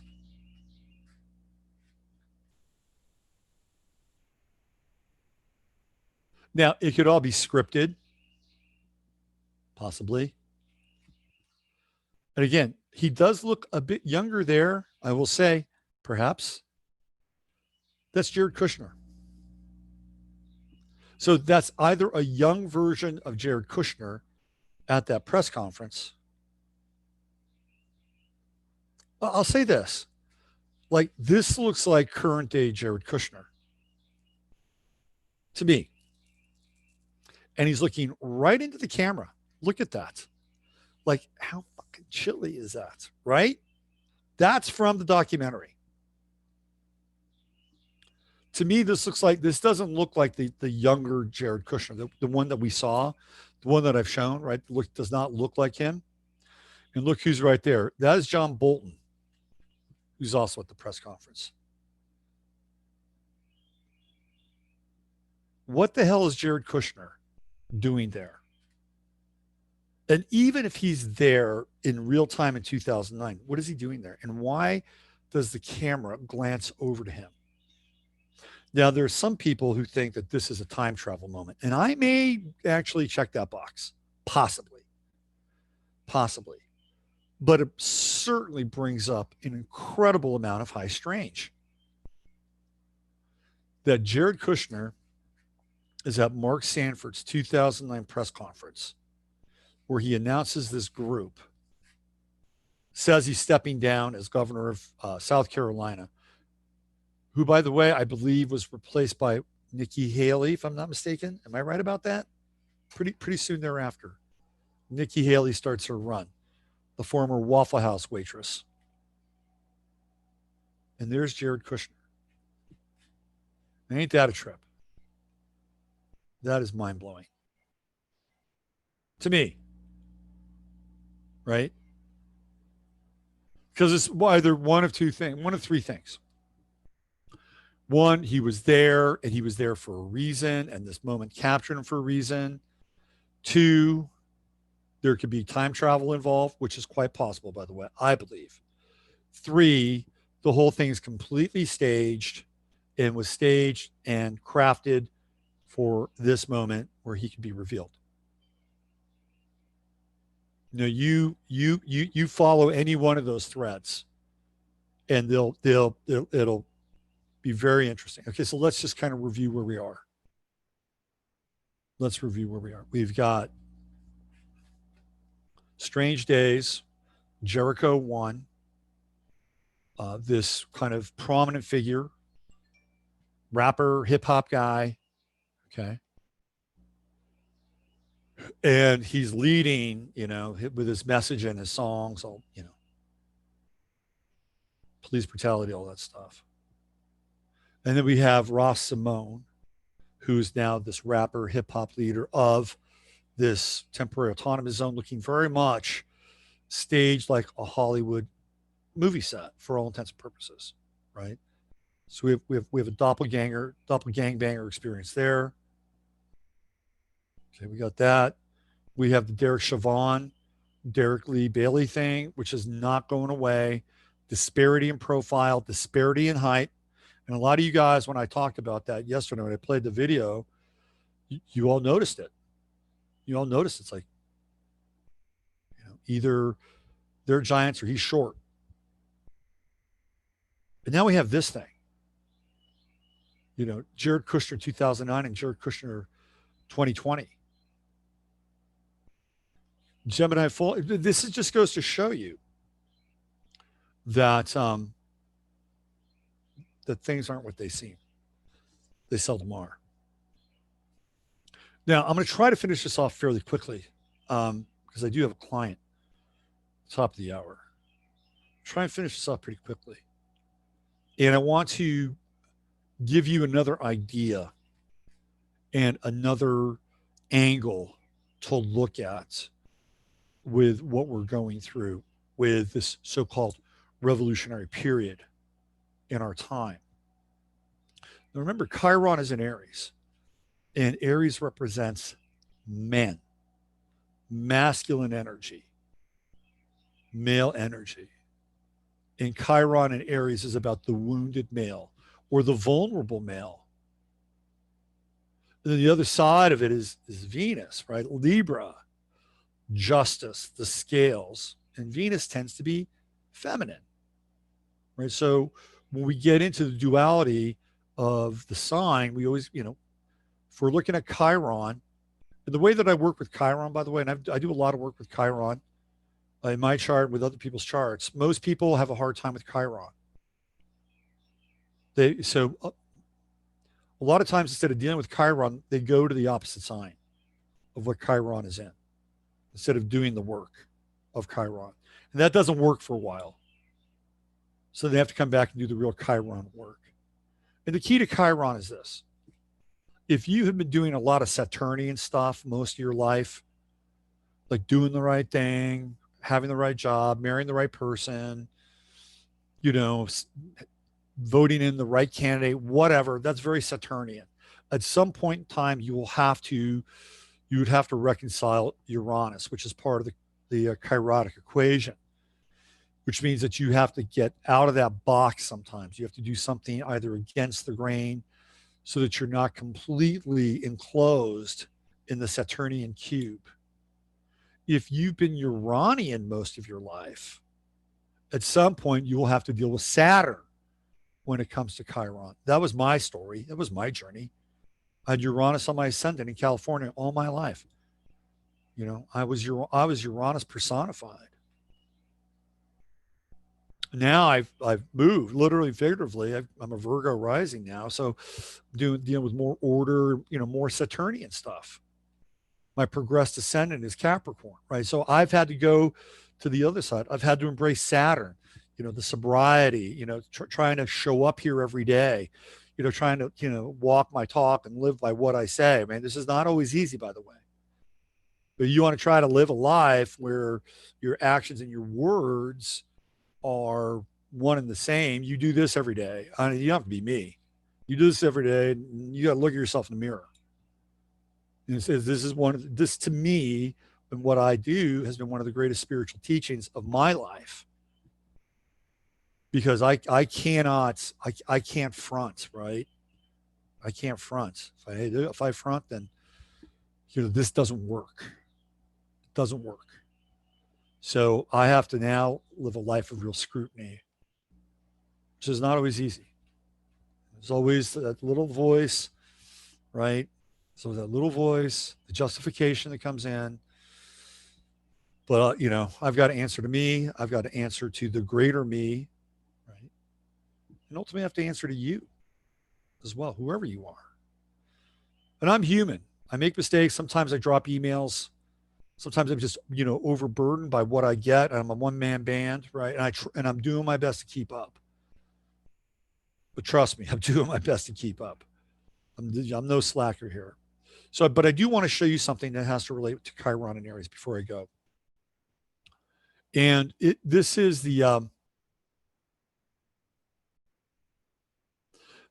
this piece that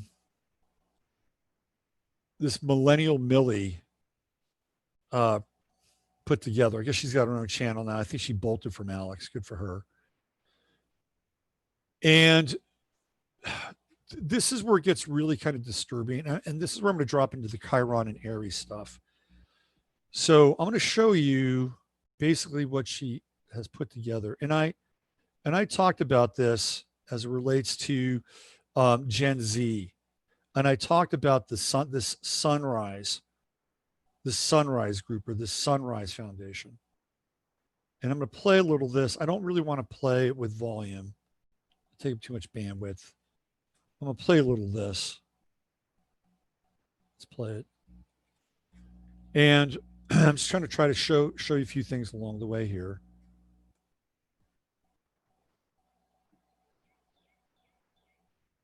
It takes forever. So she's talking about how these riots in Minneapolis were pre-planned. Okay, so here we go. So she's talking about this group called Momentum.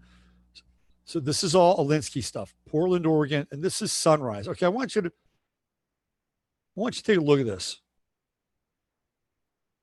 This is the Sunrise group. These are children, right? I talked about this before. This is the Children's Crusade. And this started to happen with the whole David Hogg Parkland thing. They really, really jumped on this, exploited this. Remember, these are kids because this is why their faces are fractalized, right? So these are all parts of sunrise programming. This is heavy stuff, right? This is all sunrise programming. This is their escalation. They talk about escalation, high disruption. This is how they're showing how to be arrested. They go into how to be arrested, legal briefing, structure approach. This is what they're teaching your kids. Portland, Oregon. Look at this girl. By the way, girl is operative. You're going to watch. Look here. I want you to see something. I want you to see something. This is really important. Hold on, come on back. Come on back. Come on back.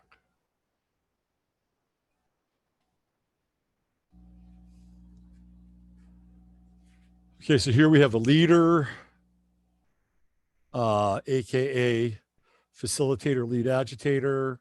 Okay, most of these are girls. Look, she's being rewarded. She's being rewarded. Acceptance, right? Acceptance. Here we go. This I don't know. She's one of the leaders. She calls people comrade and all this other horse shit. Okay, young woman. Okay, here they got a resistance guide. All right, this is okay. So that's her. God, I wish I could just have. That was her. I'm just going to play this thing out. You got to go along with me. That was her. She's one of the leaders. Another girl, fractalized. I don't know if that's a girl. Who knows? Probably another girl. Young girls. So they've gone after young girls. You watch this. You watch this, right? Sacrifice and disruption. This is all pre-planned stuff. This is high-level stuff. Looks like UPS, doesn't it? Right? High disruption, taking over a freeway. They're teaching your children how to do this shit. And by the way, they're teaching mostly girls. Structure approach, polarization. Of course, Saul Alinsky, St. Saul. Right? You're going to see again images of young women, girls, right? Girls. Boom. You see this?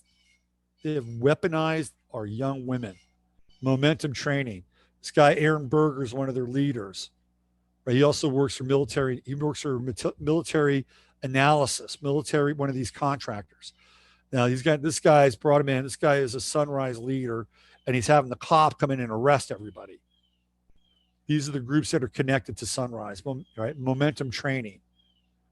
Like there's this whole website that is dedicated to creating events. This is all out in the open. They essentially have taken social Marxist theory and turned it into summer camp. And the indoctrination, which started basically when your kids went to college, that ended after Parkland. Now they went into your high schools. Look at this. Summer semester. There they go. The brown shirts. These are the new brown shirts. And they're mostly young women. It's disturbing.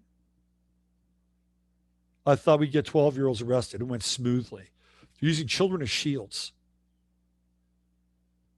So all you people out there who are, concerned about the children and the dungeons, the adrenochrome, you should be concerned about kids walking around and in your neighborhood who may or may not be willing to plant an IED somewhere down the street from your house. You should really be concerned about that because this has been going on. And how this shit is allowed is beyond me. Like if this was the 60s, this would never have been allowed to happen. And they have these Zoom conference calls. And by the way, Zoom, a buddy Zoom here is allowing me to, Farshani Prakash. She is their lead. She's one of the leaders. Notice the bricks. You see the bricks behind her? That was the same image behind George Floyd, one of the George Floyd images. What do we see showing up in this guy, Aaron Berger's bad news? He's a research scientist. Asymmetric Solutions. That's his company. Okay. He's worked with the Sunrise Movement, private sector intelligence. Aaron Berger advising the Sunrise Movement. They hired him as a consultant. This is one of their events on a bus, right? Guess what happens? This is what they're teaching kids. Check this out. Here come the cops. come running up on the bus. They're the military. Like they start arresting people. They're training. They're training these kids to have this moment, right? They're traumatizing these kids. Asymmetric solutions. This is the Sunrise Movement. And it's targeting young girls. Young girls. Now, how are they getting them there? They're getting them there because number one, when you're in puberty, your shit's going crazy. And in puberty, that's the first Saturn opposition in the chart at 15. It's when you separate from your natal Saturn. And it represents moving away from your parents' structure, authority, culture. We all do it at that age. Astrologically, it's part of the path. They are jumping in and they're grabbing these kids during that Saturn opposition. Roughly 13 to 15, right? That 2-year period. That's what's happening. So you've got kids that are, going nuts with the influx of, hormones. Who knows how many vaccines they're taking now, what's in the vaccines, and they're hijacking them. And they get a couple of events. Parkland was a big one, right? Because, man, did they capitalize on Parkland. They had huge converts. And those kids now who were 16 during Parkland, 15, 16, they're going to be voting age. What do you think they're going to do? But so this is an important thing now to understand that these are young girls, all right? And you look at these movements. Is Black Lives Matter run by men? No. It's run by 3 women. Okay, 3 women. I don't know their sexual orientation completely, but let's just say that I don't think they're supposedly hetero. Not that from what I've read and what I understand, that is not their orientation. Not that I give a shit, not that it matters. I'm just telling you, right? So they have a very different kind of value-based structure system. Bottom line. But it's 3 women, okay? D. Ray McKesson, who is a fairly important figure, and now they're mainstreaming D. Ray. He's a male. He's gay. Who cares? Right? But you're not seeing anybody in there really who kind of reflects a certain kind of persona or a certain lifestyle, right? Okay, so remember that. Who else are we seeing now as kind of figureheads? Alexandria Ocasio-Cortez, Ayanna Presley, Rashida Tlaib, Ilhan Omar. These are the 4, right? This is the squad. We see them.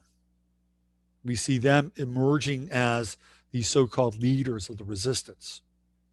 What about the governors? Christine Whitmer, Grisham Lujan from New Mexico, Evans from Maine, right? We have the mayors, women, mostly. London Breed, Keisha Bottoms, the mayor of, what's her name, Bowers, the mayor from D.C., Lori Lightfoot.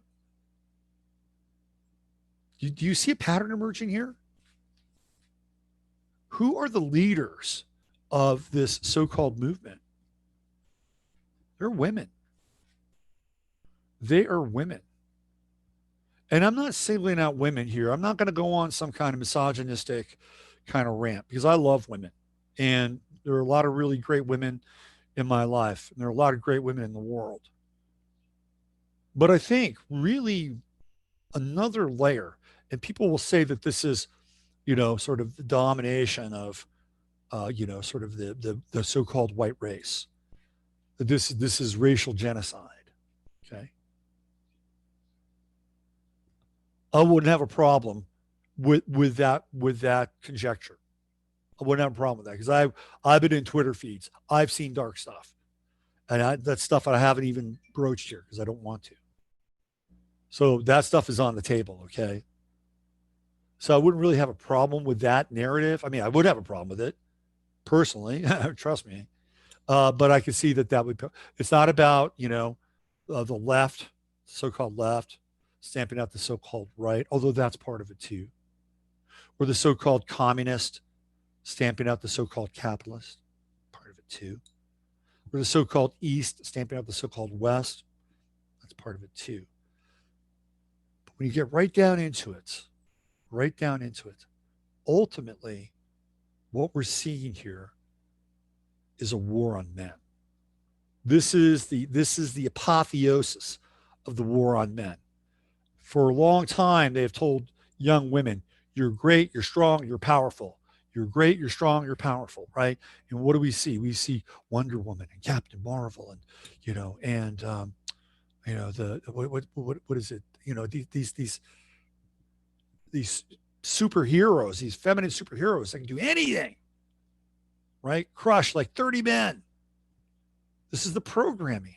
This is the programming that's been going on. It's the programming. These special accelerator courses for got to bring women up, right? Bring our young girls up. And again, I don't have a problem with smart young women. I don't have a problem with that, right? But there's something else going on here because at the same time, there's the state of young men in America is horrible. It's absolutely horrible. And again, I don't care what color you are, black, white, brown. If you're a black young male, like you can go out and you can loot and riot, right? So you have some form of cultural expression now, which is basically, supported. You get your rage out, get your yayas out, get a few, pairs of shoes and a widescreen to boot. But I guarantee you, like, that'll be done at some point. That will be done at some point because they're expendable. And they're expendable on so many levels. And I'm not saying that they're expendable people. I'm saying that they're expendable as part of a certain strategy. They're the shock troops. And once the shock has been driven into people, right, and they go next level, next level, next level, they won't need them. Just like the anarcho soy boys, they won't need them. They'll be drilled out of there too. But because they're men. There's something different here going on. There's a deeper thing. This is the Chiron and Aries thing. And they've been going after boys for a long time now. Long time. And I've got clients who are young men and they've gone through a lot of shit. A lot of shit. And it's hard now. It's difficult to be a young male in America. It's really difficult. Go watch I'm just drawing a blank now. Jared's videos, right? I'm sorry, I'm having a moment here. It's difficult being a young male in America. And they say white privilege this and white privilege that. I just know it's not the case. It's not the case. So we're seeing the militarization of women. That's what's happening. Go watch that Sunrise video. 80% of them are women, young girls. They've been targeted. They have been targeted. And I'll tell you what women are really good at. Women are really good at organizing. They're really good at organizing and they're really good at details. Right? I think that's an inherent skill that women have. Right? Whether it's a family, whether it's like a teen mom, women are fantastic at organizing. They are. They're great. And they're capitalizing on these organizing skills, right? So the other thing that's going on here, which I think really needs to be squarely looked at, is that this whole sunrise thing isn't just the radicalization of our youth and primarily young girls. It's also a quasi spiritual and religious movement. It ties into like the so-called environmental movement, the green ideology. We've got to save the planet. Now, see, now that becomes the religion. That becomes the organizing principle. Now they've got something to rally around, right? And I'll tell you what else you have to pay really close attention to is that because of all the organizing and because all the enabling on so many levels, right? These kids that are a part of this group, they see results. They see results. They got together, they met with the summer camps, they got the Baofangs, they got the LGs, they got all this stuff, and then Minneapolis happened, and look what's happened since. You don't think that those kids are connecting dots and saying, look how powerful we are? Look at what we can accomplish? Like, this is heady stuff. This is really, really heady stuff for a 15-year-old because they're being indoctrinated. They're being shown how to do things, and they're shown that these things work. Now you bring in the group identity, that Aquarian thing, acceptance, right? The acceptance piece. You bring in the religiosity piece, which is about the earth. And, in a zealous relationship with faith, people will die for their faith. We've seen this. We've seen people die for their faith. They believe in it so much. Have you not seen young women who said, I will not have a baby? I would not be surprised if young women, you've seen them remove their breasts, right? The thing that gives life, like these young women have had them removed. So they're willing to die for their faith, right? This is a very important thing to wrap your head around. What you're really watching, for all intents and purposes, is a cult. Like this is a cult. And sunrise is the dawn of a new day, right? It is the dawn of a new day and the beginning of a new age. So this is really what we're up against on a lot of different levels. And we're just seeing now the fomentation of this occurring. And I really wanted to talk with Jay about childhood's end, because that's kind of part of this piece as well, the Arthur C. Clarke novel, which I've talked about before, by the way, and written about before. All right. I'm going to wrap it up. I've taken this as long as I can today because there's just so much to share. Right? A lot of information to wrap around. So let me just do this. Let me talk about tomorrow. I'm going to have an old guest on the show tomorrow. He has been on my show for a very long time. And he's gone through a hell of a lot in his own personal life. And if there's somebody that can talk about going through hell and coming out the other side, it's Les Visible. So Les is going to be on the show tomorrow. And Steve, we'll talk about that. That just happened like at about 1 a.m. last night. And then we'll rally and we'll talk about maybe another guest. So if you guys remember my shows with Les Visible, you're going to want to be a part of the show. He's got a lot to talk about. We're going to get really in depth with his journey, which has taken him into some very dark places, and not that long ago, in his resurrection. So I think it's going to be a really good show. I've been meaning to have him on for a while, so there we go. All right, so I always like to end the show with things that are really positive, and there are positive things happening in the world. Please do not let I talk about this stuff so you can become aware of it, right? The high strains, the anomalies, the scripting, sort of the matrix-like reflection with our reality, the doppelganger effect, the programming, tribalism, right? Gangs. I talk about this stuff so you become aware of it. I think something's kind of interesting. At the end of the day, though, you got to improve your life. You have to improve your life. And improving your life is an individual effort. It's an individual effort. The group thing allows people to kind of at times live half lives. And each half life supports the other half life. But to live a full life, a truly full life, takes a lot of effort, and a lot of focus, a lot of discipline, a lot of attention, and a lot of faith. And facing your fears is, I think, one of the most important things we can all do. And this is a very important time to do that. There's a lot of fear in the atmosphere. Sometimes I pick up on just kind of ambient anxiety in the air. I'm like, where the fuck is this coming from?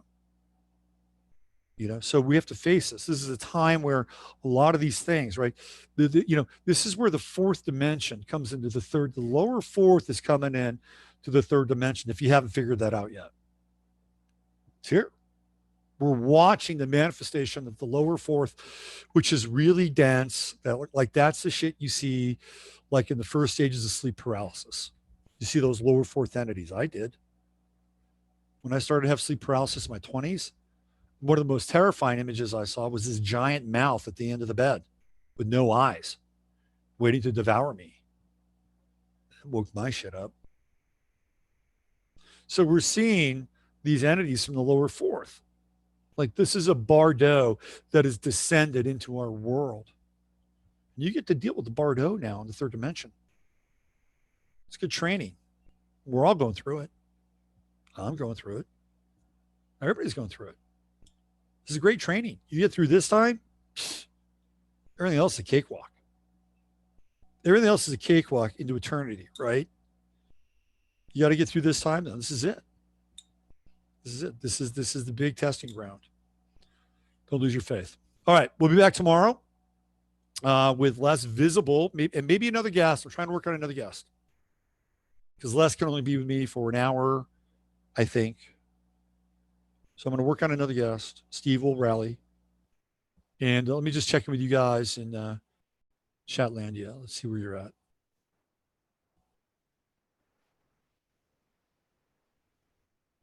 Let's see. What do we got here? You got to make your own sandwich, Ian. That's right. That's all righty. We have Moon and Pisces today, huh? Oh, boy. Moon's going to be in Leo over the weekend. Let's see. Let me look at some of your comments. Let's see what we got. Don't forget to hit like if you're into it. Okay, let me go back a little bit here. Children of S.H.I.E.L.D. sounds very familiar. Yes. Yes, very, very much. Nexium. Oh, yeah, the purple pill. Isn't that interesting that we had Nexium, the group that was sort of uncovered for a while, and then went back underground. And then you had the prescription drug for indigestion. Is that what Nexium was? The purple pill? They're trying to hijack the divine feminine. Yeah, they are. Yeah. Mm-hmm. Reminds me of Extinction Rebellion stuff. Truth Stream Media did a fantastic documentary on it several months ago. Check it out.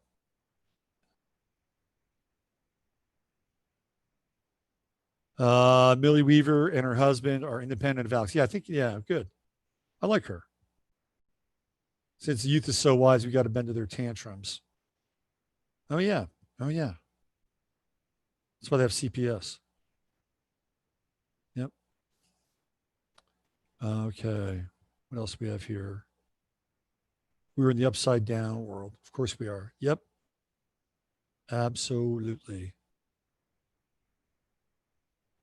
Is that a real photo? It could be photoshopped. It comes from, that's a still from the documentary. Okay. Joe Cunningham followed Sanford. Okay, thank you. Eventually, right? Wasn't Nikki Haley coming in to South Carolina? I don't stay up on South Carolina politics all that well. Yeah. Yeah. Let's see. Shannon says, my first thought, time travel, they usually look at the camera. Dawn says Jared's a woman. You got the smirk. Fake photo. The photo comes from a still, it comes out of that documentary. Now, it could be fake, but it came out of the documentary. Is the documentary fake? I mean, so we got layers here. We got layers. Okay. I'm uncovering. If it's fake, let me know. But it is floating around out there. And because it's floating around out there, it is part of this duality matrix that we're in right now. A still photo can be fake, though. It could be, but it's actually, I think there's an episode. So let's see. Let me see what we have here. All right. I'm going to show you like, let me see if I can find it.